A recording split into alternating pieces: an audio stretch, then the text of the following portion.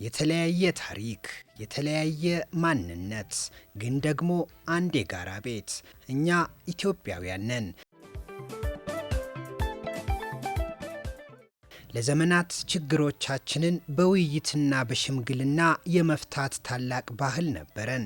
ዛሬም ያንን ጥበብ በተሻለ መንገድ የምንጠቀምበት ታሪካዊ ዕድል፣ ሀገራዊ ምክክር። ሀገራዊ ምክክር የአንተ፣ የአንቺ፣ የእርሷ፣ የእርሱ፣ የሁላችንም ድምፅ በጋራ የሚሰማበት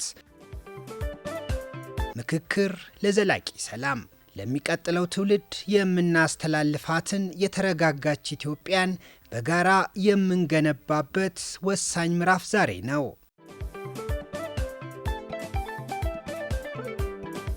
ዛሬ የምንወስናቸው ነገሮች ከ20 ዓመት በኋላ የዛሬ 20 ዓመት እኮ አባቶቻችን አያቶቻችን እንዲህ ብለው ስለወሰኑ ነው በዚህ ሰላም ሂደት ውስጥ የተገናኘ ነው ብለው በታሪክ በመልካም ነገር ያነሱን ይሆናል።